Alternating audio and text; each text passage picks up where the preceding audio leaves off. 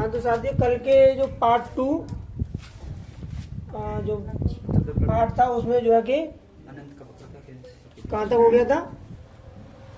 अवतल दर्पण में जब वस्तु अनंत तथा वक्रता केंद्र सी के बीच में हो। हाँ तो अब ये से आगे पार्ट 3 चलेगा, भौतिक विज्ञान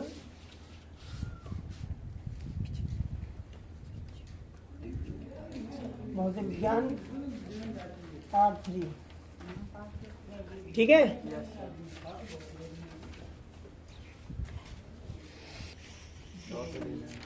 पार्ट 4 चलेगा आज। पार्ट 4 पार्ट पहला ही है भौतिक विज्ञान का। हाँ तो इसमें अगला नेक्स्ट हेडिंग डालिए। सारे पार्ट वाइज पार्ट इसलिए डाल दिए कि मतलब सारी विज्ञान का जो कोर्स है वो पार्ट 1 पार्ट 2 पार्ट 3 के हिसाब से सिस्टमेटिक कंप्लीटली मिल जाएगा। ठीक है, तो इसमें आप हेडिंग डालेंगे, थर्ड नंबर की हेडिंग है। Yes sir. थर्ड नंबर 3, अवतल दर्पण में, अवतल दर्पण में जब वस्तु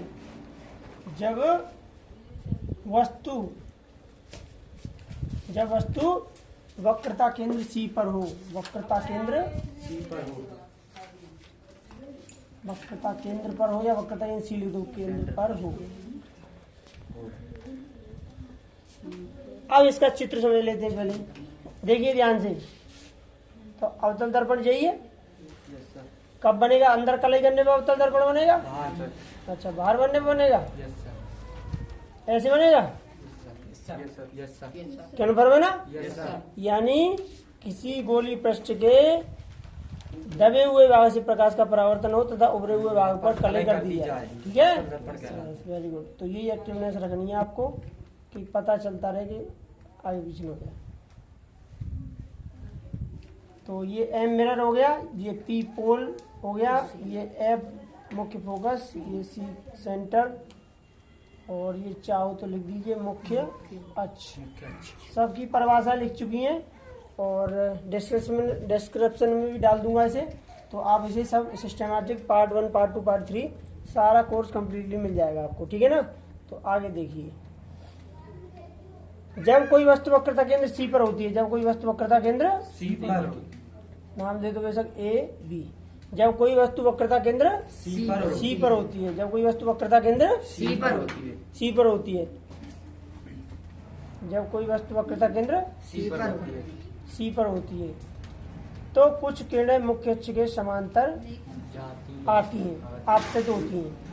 कुछ किरणें मुख्य अक्ष के समांतर आती हैं। परावर्तन के पश्चात मुख्य फोकस एफ से गुजरती है। परावर्तन के पश्चात मुख्य फोकस एफ से गुजरती है। समझे से ध्यान से वीडियो बना के। जब वस्तु वक्रता केंद्र सी पर होती है तो वस्तु से आने वाली प्रकाश किरणें मुख्य अक्ष के समांतर होती हैं। मुख्य अक्ष के समांतर, ये मुख्य अक्ष तो जाके समांतर, मुख्य अक्ष के समांतर होती हैं। परावर्तन के पश्चात मुख्य फोकस एफ से होकर गुजरती हैं तथा कुछ किरणें मुख्य फोकस एफ से आपतित होती हैं, तथा कुछ किरणें मुख्य फोकस एफ से आपतित होती हैं तथा परावर्तन के पश्चात मुख्य अक्ष के समांतर हो जाती हैं, तथा परावर्तन के पश्चात मुख्य फोकस एफ के समांतर हो जाती हैं, तथा परावर्तन के पश्चात मुख्य फोकस एफ के समांतर हो जाती हैं। दूर बन रहा है थोड़ा। परावर्तन के पश्चात मुख्य फोकस एफ के समांतर हो जाती है। कहने का मतलब यह है कि जब जो ऊपर है उसका ये नीचे बिल्कुल जस्ट ऐसे बनता है। जब वस्तु वक्रता केंद्र सी पे होती है ना तो वक्रता केंद्र सी पे ही वहां प्रतिबिंब बनता है। ये है इसका मेन सेंस, ये समझ के चलिए। अच्छा, वस्तु सी पर हो तो सी पे ही बनेगा। हाँ, जब वस्तु वक्रता केंद्र सी पर हो तो सी पे ही बनेगा और बराबर आकार का और बनेगा। तो आपकी तीसरी स्थिति चल रही है। पहली क्या थी? अनंत। दूसरी अनंत और वक्रता केंद्र के बीच में। तीसरी वक्रता केंद्र में, और चौथी कहाँ आएगी? वक्रता केंद्र और फोकस के बीच में। पांचवी का आएगी फोकस पर, और छठवीं आएगी फोकस और ध्रुव पोल पी के बीच में। समझाई? 6 स्थितियां।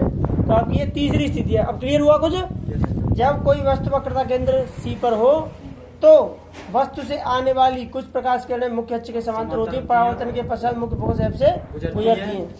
यानी वस्तु से आने वाली प्रकाश किरणें मुख्य अक्ष के समांतर होती हैं। परावर्तन के पश्चात मुख्य फोकस एफ से गुजरती हैं। कुछ किरणें मुख्य फोकस एफ से आपतित होती हैं, परावर्तन के पश्चात मुख्य अक्ष के समांतर हो जाती हैं। ये एक दूसरे को ए डैश बिंदु पर काटती हैं। अतः वस्तु का प्रतिबिंब ए डैश बी डैश वस्तु के बराबर, वास्तविक वस्तु के बराबर तथा उल्टा बनता है। समझ आ गया नहीं आया? Yes sir. समझ आ गया? Yes sir. लिख लीजिए तो इसी गई।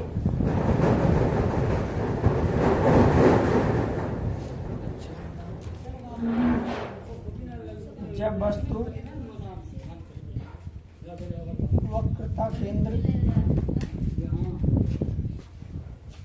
वक्रता केंद्र पर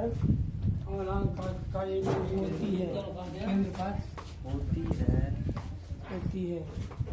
तो वस्तु से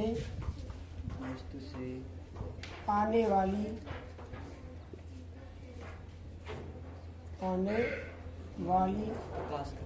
कुछ प्रकाश किरणें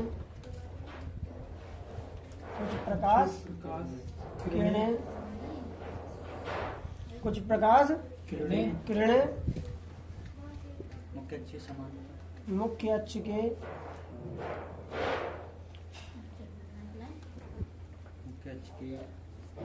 समांतर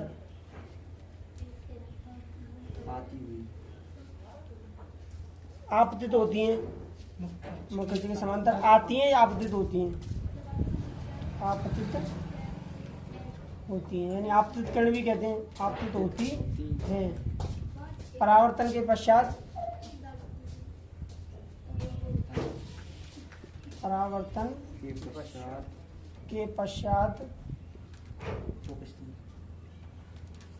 मुख्य फोकस एफ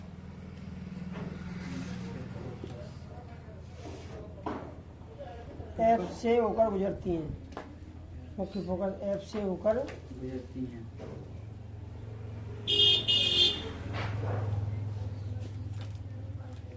गुजरती हैं तथा कुछ प्रकाश किरणें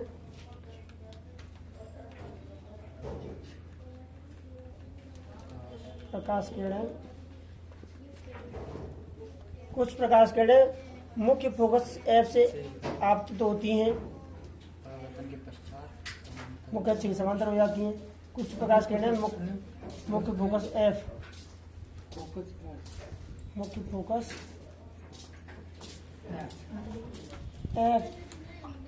से आपतित होती हैं। मुख्य फोकस एफ से आपतित होती हैं तथा परावर्तन के पश्चात एफ से आपतित होती हैं। मक्खियाँ क्यों लगती हैं? मुख्य फोकस एफ से आपतित होती हैं,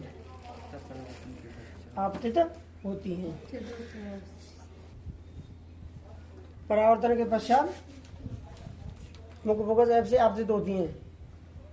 परावर्तन के पश्चात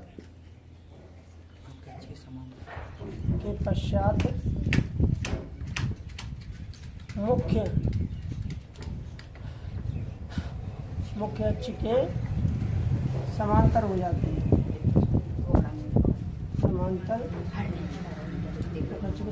हो जाती है, जो एक दूसरे को हो जाती है, जो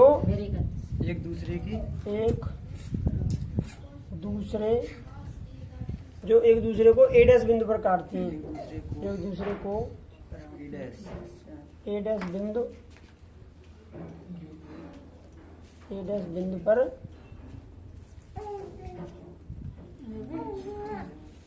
काटती हैं, जो एक दूसरे को ए डैश बिंदु पर काटती हैं। अतः वस्तु का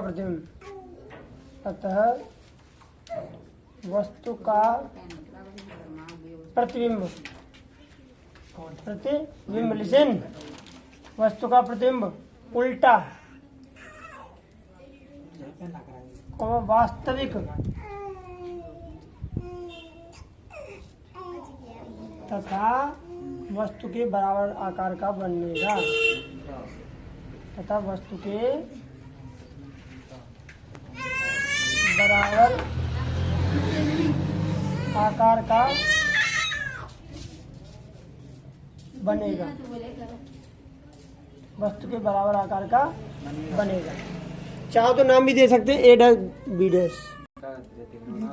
ठीक है, क्लियर हो गया होगा। आप इसे मतलब दोबारा सुन सकते हैं कि जब कोई वस्तु वक्रता केंद्र सी पर रखी हो अवतल दर्पण में, तो वक्रता केंद्र सी से, वक्रता केंद्र सी से वस्तु से आने वाली कुछ प्रकाश किरणें मुख्य अक्ष के समांतर होती हैं तथा परावर्तन के पश्चात मुख्य फोकस एफ से गुजरती हैं, मुख्य फोकस एफ से गुजरती हैं तथा कुछ किरणें मुख्य फोकस एफ से आपतित होती हैं, परावर्तन के पश्चात मुख्य अक्ष के समांतर हो जाती हैं, जो एक दूसरे को ए डैश बिंदु पर काटती हैं। अतः वस्तु का प्रतिबिंब बी डैश ए डैश उल्टा वास्तविक तथा वस्तु के बराबर बनता है। अब उसमें पूछेगा आपसे, विकल्प में ये आएगा कि बताइए अवतल दर्पण में वस्तु का प्रतिबिंब बराबर उल्टा तथा वास्तविक बनता है। जैसे कि बराबर उल्टा तथा जब वस्तु वक्रता केंद्र सी पर हो, जब वस्तु वक्रता केंद्र सी पर हो तो अवतल दर्पण में प्रतिबिंब किस प्रकार का बनेगा, तो उसमें दे देगा उल्टा, बड़ा, वास्तविक और सीधा, छोटा, आभासी, उल्टा, बराबर, वास्तविक, इनमें से कोई नहीं। तो कौन सा वाला? बराबर, वास्तविक बराबर, उल्टा। तो वो वाला आपको विकल्प चुनना है। समझ आ गई नहीं आ गई? विकल्प में आते हैं अब आप मास्टरमाइंड खोलोगे तो कई सारे विकल्प मिलेंगे। यही चैप्टर होते ही आपका कोई ना तो विकल्प बचेगा और ना ही कोई न्यूमेरिकल बचेगा। ठीक है, तो आगे चलते हैं। ओके, चलो ठीक है। अगली हेडिंग क्या है? 4 नंबर पे, जब अवतल दर्पण में, अवतल दर्पण में जब वस्तु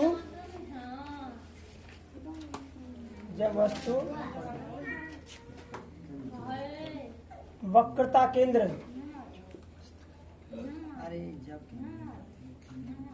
केंद्र सी तथा फोकस एफ तथा मुख्य फोकस कर लो, तथा मुख्य फोकस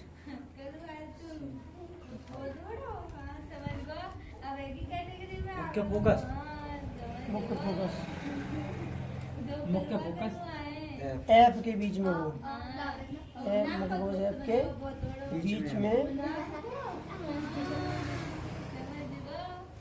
में होने पर ठीक है। Yes sir.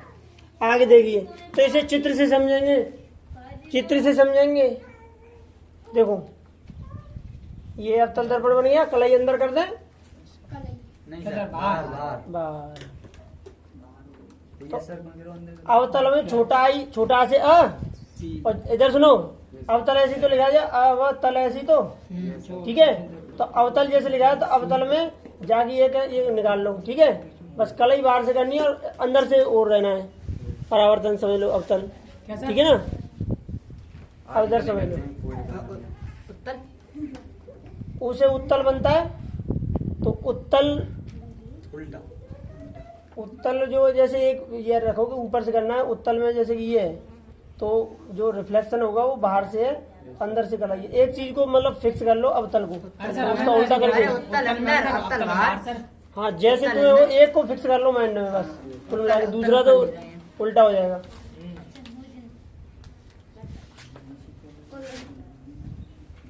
ये मुख्य अक्ष हो गई,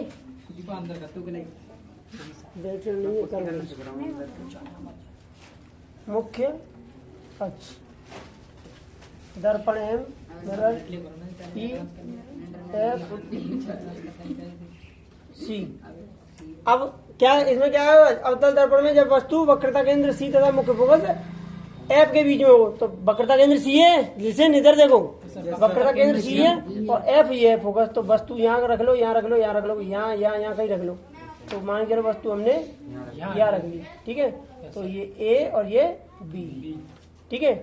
तो वक्रता केंद्र तथा फोकस एफ के बीच में, समझो इसे ध्यान से, वक्रता केंद्र सी तथा फोकस एफ के बीच में कोई वस्तु है, तो वक्रता केंद्र सी तथा फोकस एफ के बीच में कोई वस्तु रखी होने पर वस्तु से आने वाली कुछ प्रकाश किरणें मुख्य अक्ष के समांतर आपतित होती हैं। कुछ किरणें मुख्य अक्ष के समांतर आपतित होती हैं। परावर्तन के पश्चात वे मुख्य फोकस एफ से होकर गुजरती हैं। परावर्तन के पश्चात वे मुख्य फोकस एफ से होकर गुजरती हैं तथा कुछ किरणें मुख्य फोकस एफ से आपतित होती हैं।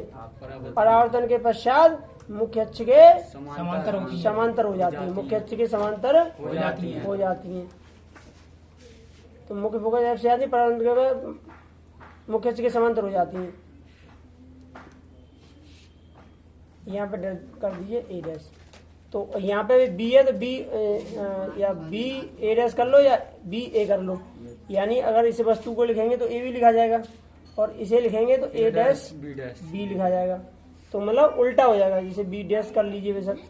कहने का मतलब है ये ऐसे था और ये हो गया ऐसे, इस पलट के ऐसे, तो क्या हो गया, उल्टा हो गया। समझ आ गया? तो क्लियर है। जब वस्तु वक्रता केंद्र सी तथा फोकस एफ के बीच में होती है तो वस्तु से आने वाली कुछ प्रकार की किरणें मुख्य अक्ष के समांतर होती हैं। परावर्तन के पश्चात मुख्य फोकस एफ से होकर जाती हैं या गुजरती हैं। कुछ किरणें मुख्य फोकस एफ से आपतित होती हैं। परावर्तन के पश्चात मुख्य अक्ष के समांतर हो जाती हैं, जो एक दूसरे को ए डैश बिंदु पर काटती हैं। अतः वस्तु का प्रतिबिंब उल्टा वास्तविक तथा वस्तु से बड़ा यानी मुख्य फोकस एफ के बनो बिंदु आकार का, और जब बीच में आ गए तो थोड़ा सा बड़ा बना, लेकिन वस्तु से छोटा। केंद्र पर आने पर बराबर हो गया, और केंद्र से जैसे आगे बढ़ेगी वस्तु तो वस्तु से बड़ा हो जाएगा। अब जैसे ही आगे बढ़ता जाएगा और वो बड़ा होता जाएगा। ठीक है, क्लियर है? तो लिख लीजिए,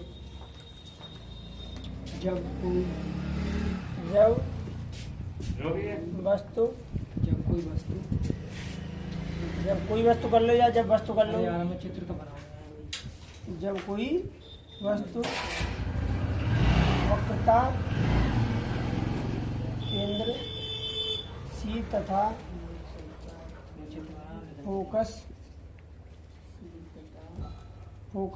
एफ के बीच में हो तो वस्तु से आने वाली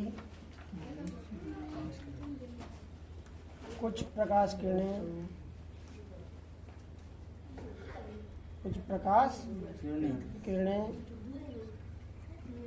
मुख्य अक्ष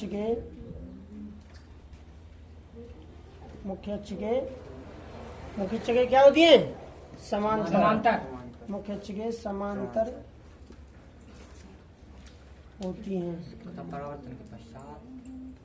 हैं। परावर्तन के पश्चात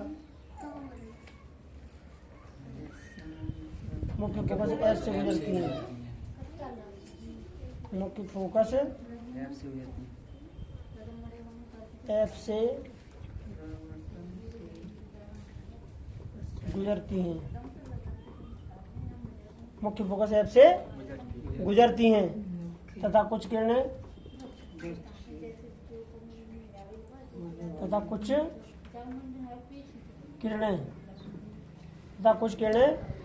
मुख्य फोकस एफ से आपतित होती हैं। कुछ किरणें मुख्य फोकस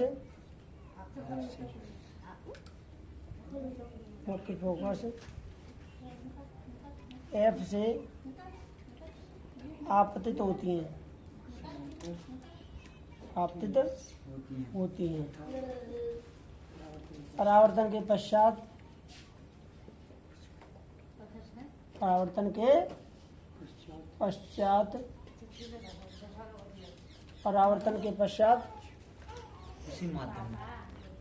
परावर्तन के पश्चात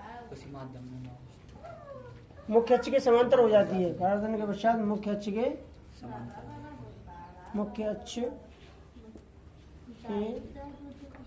समांतर हो जाती है।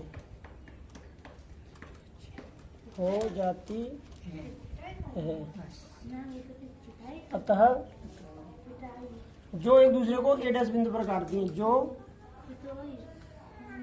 एक दूसरे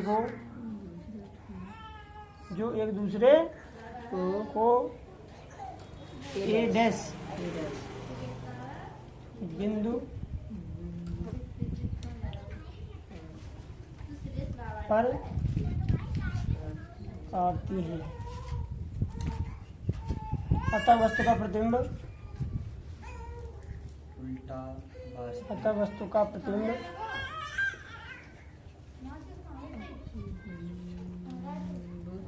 उल्टा वास्तविक वास्तविक तथा वस्तु से बड़ा आकार का बनता है।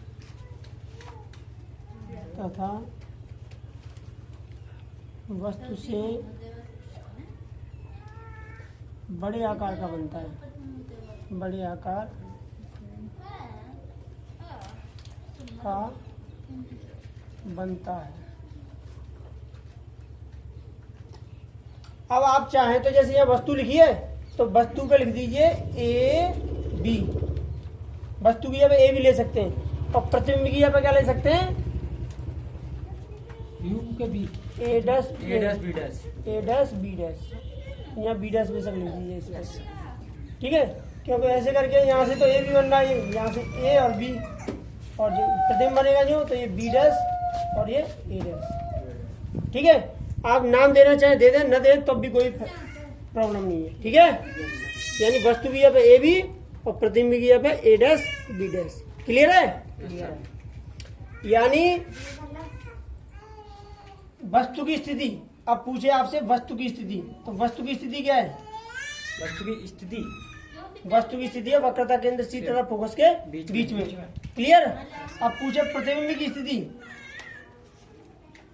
प्रतिबिंब की स्थिति तो क्या है, वक्रता केंद्र सी तथा अनंत के बीच में, क्योंकि यहाँ सी है छोड़ के फिर तो अनंत ही आएगा, तो वक्रता केंद्र सी तथा अनंत के बीच में बन रहा है, या वक्रता केंद्र के पीछे बन रहा है, बाहर कर दिया, पीछे बन रहा है, ठीक है स्थिति, ठीक है। ये प्रतिबिंब की स्थिति हो गई।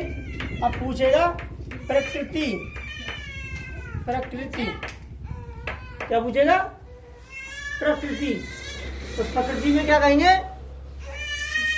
वास्तविक एवं उल्टा, वास्तविक एवं उल्टा। प्रकृति में क्या बोलना है, वास्तविक उल्टा, वास्तविक तथा उल्टा।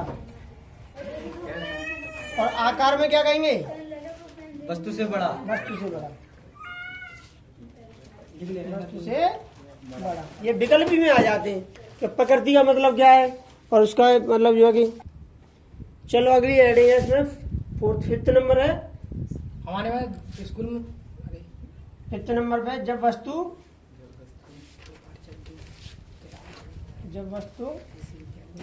मुख्य फोकस एफ पर हो, मुख्य फोकस इधर है, लिसन, मुख्य फोकस एफ पर हो, एफ पर होने पर या एफ पर हो, तो देखो बना लीजिए अवतल दर्पण और कलाई अंदर कर दें, बाहर, और ये क्या हो गई, मुख्य पर एम, मिरर, मेरा दर्पण हो गया पोल ध्रुव फोकस, फोकस, और ये सेंटर,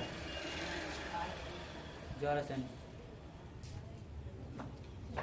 सी सेंटर हो गया, ठीक है। अब पहले कहाँ पे थी वस्तु, अनंत पर, अनंत पर, फिर क्या हुआ, अनंत और वक्रता केंद्र सी के बीच में, तीसरे नंबर पे वक्रता केंद्र सेंटर पर, पर, चौथे नंबर पर वक्रता केंद्र और फोकस के बीच में, पांचवें नंबर पे आ गई फोकस पर, मुख्य फोकस एफ पर, फोकस, मुख्य मुख्य फोकस फोकस F एफ पर, यानी ए और ये बी। अब इधर सुनिए ध्यान से, मुख्य फोकस एफ पर रखी कोई वस्तु ए बी, मुख्य फोकस एफ पर रखी कोई वस्तु ए बी से आने वाली कुछ प्रकाश किरणें मुख्य अक्ष के समांतर होती हैं, मुख्य अक्ष के समांतर होती हैं, मुख्य अक्ष के समांतर होती हैं, परावर्तन के पश्चात मुख्य फोकस एफ से होकर गुजरती हैं, परावर्तन के पश्चात मुख्य फोकस एफ से गुजरती हैं। कुछ किरणें सीधी निकल जाती हैं तथा परावर्तन के पश्चात उसी माध्यम में वापस आ जाती हैं जो वक्रता केंद्र सी से होकर गुजरती हैं,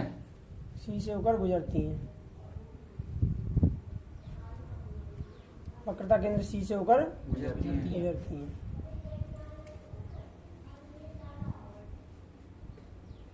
क्लियर है यहाँ तक? मुख्य फोकस एफ पर रखी कोई वस्तु, मुख्य फोकस एफ पर रखी कोई वस्तु से आने वाली आपतित किरणें मुख्य अक्ष के समांतर होती हैं तथा परावर्तन के पश्चात मुख्य अक्ष के समांतर होती हैं तथा परावर्तन के पश्चात मुख्य फोकस एफ से होकर गुजरती हैं तथा कुछ किरणें सीधी गुजर जाती हैं, परावर्तन के पश्चात उसी माध्यम में वापस लौट आती हैं जो वक्रता केंद्र सी से होकर गुजरती हैं, जो एक दूसरे को ए' बिंदु पर काटती हैं। अतः वस्तु का प्रतिबिंब काफी बड़ा, वस्तु का प्रतिबिंब काफी बड़ा उल्टा तथा वास्तविक होता है। देखो वैसे मैंने यहाँ पर टर्म दे दिया क्योंकि यहाँ इतना स्पेस नहीं पड़ेगा, क्योंकि मतलब जो है कि ये जो है ना, ये जो प्रतिबिंब बनेगा वो अनंत पर बनेगा, तो अनंत तो को हमें मालूम ही ना कांटिया अनंत जाएगा, तो ये बहुत ही ज्यादा लंबा हो जाएगा, तो जिसे न मिलाए तब भी मतलब वो होगा, यानी बहुत ज्यादा दूरी पे जाके बनेगा। यानी एक तरीके से कह सकते हैं डैश डैश करके ऐसे, तो यहाँ पे ऐसे अनंत दिखा सकते हैं ए डैश और यहाँ पे लिख देना अनंत, लाइन डैश डैश करके अनंत का मतलब बहुत ज्यादा दूर बनेगा, इसीलिए तो ये थोड़ा थोड़ा मतलब टर्न ले रहा है ना, तो अब यहाँ पे तो एकदम सही मोड़ना पड़ रहा है। अब आप देखें इसमें बुक में भी क्या है कि वो छोड़ दिया ऐसे ऐसे ऐसे करके छोड़ दिया, उसे यूं छोड़ दिया, ऐसे लिख दिया नहीं सर, ऐसे करके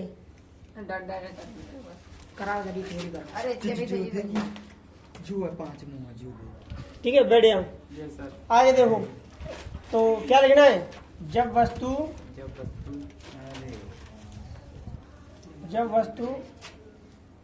मुख्य फोकस एफ, मुख्य फोकस एफ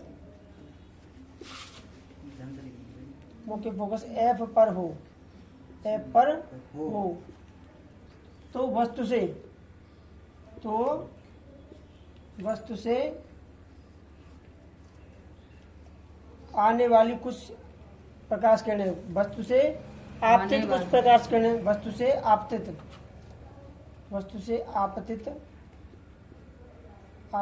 कुछ प्रकाश किरणें, कुछ प्रकाश किरणें मुख्य अक्ष के क्या होती हैं? समांतर। मुख्य अक्ष के समांतर होती हैं, परावर्तन के पश्चात परावर्तन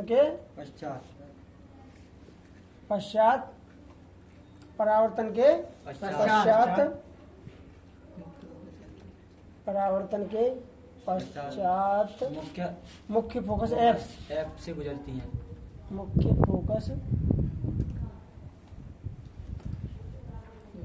एफ से होकर गुजरती है, एफ से होकर गुजरती है एक ही है तथा कुछ प्रकाश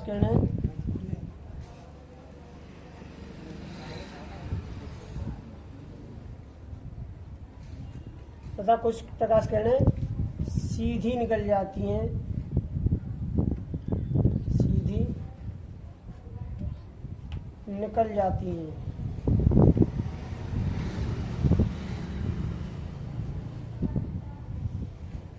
जो परावर्तन के पश्चात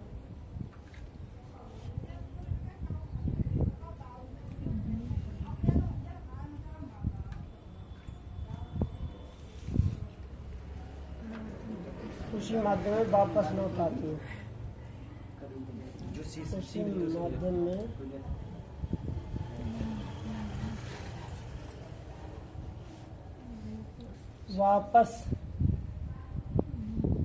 उसी माध्यम में वापस वक्रता केंद्र सी से होकर गुजरती है,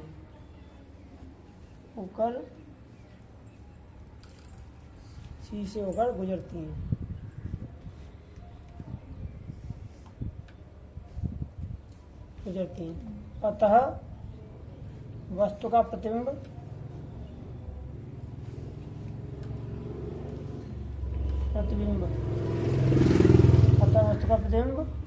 उल्टा वास्तविक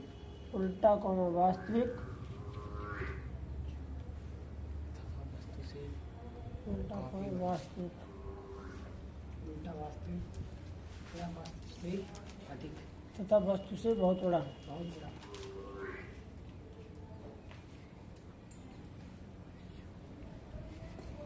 बहुत बड़ा अनंत पर बनता है, अनंत पर बनता है। अनंत पर बनता है। क्लियर है? Yes sir.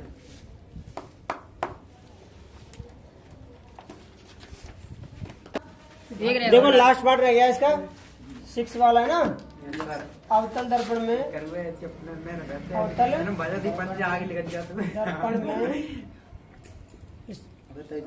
अवतल दर्पण में जब वस्तु अवतल दर्पण में जब वस्तु मुख्य फोकस एफ, मुख्य फोकस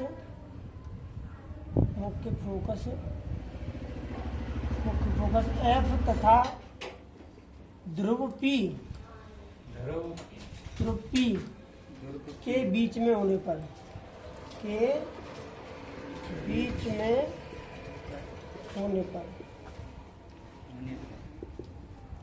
इसका मैं चित्र समझा दे रहा हूँ, बाकी आप स्वयं कीजिएगा। ठीक है, लिसन। Okay sir. ये अवतल दर्पण है, कलाई बाहर करेंगे, अंदर बाहर मुख्य अक्ष, मिरर, ठीक है, मिरर हो गया, पोल, मुख्य अक्ष हो गई, सेंटर, पोल पी, एफ, मुख्य फोकस सेंटर, ये सेंटर सी मान लीजिए।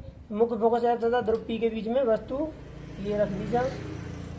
ठीक है, नाम दे दीजिए ए बी।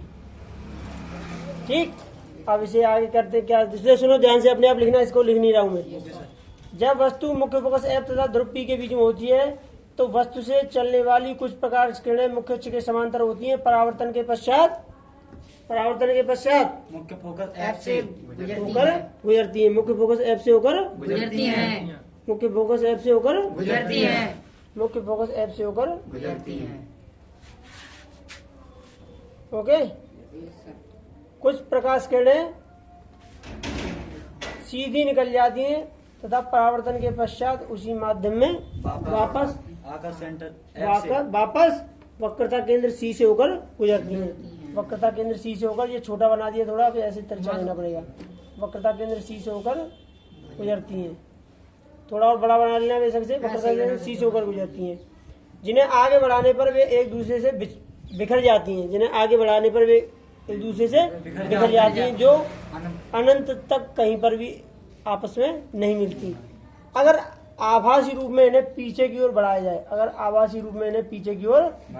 बढ़ाया जाए तो ये, अगर आभासी रूप में पीछे की ओर बढ़ाया जाए तो ये दर्पण के पीछे मिलती हुई प्रतीत होती हैं। दर्पण के पीछे ये मिलती हुई प्रतीत होती हैं। अतः वस्तु का प्रतिबिंब कैसा बनेगा? सीधा। तो वस्तु का प्रतिबिंब सीधा आभासी तथा वस्तु से बड़ा बनेगा। वस्तु का प्रतिबिंब सीधा आभासी, जब उल्टो पली तरफ जाएगा तो सीधा आभासी, और आभासी मतलब कल्पना करके लगे, यस सर, सीधा आभासी तथा वस्तु से बड़ा बनेगा। क्लियर है? Yes sir. ठीक है साथियों, अगर आपको ये वीडियो पसंद आ रहा हो और ये थ्योरी क्लियर हो रही हो, आगे न्यूमेरिकल भी आने वाले हैं, वो एकदम क्लियरली हो जाएगी, तो इसे लाइक कीजिए, शेयर कीजिए और प्लीज प्लीज प्लीज इसे सब्सक्राइब कीजिए। Thank you.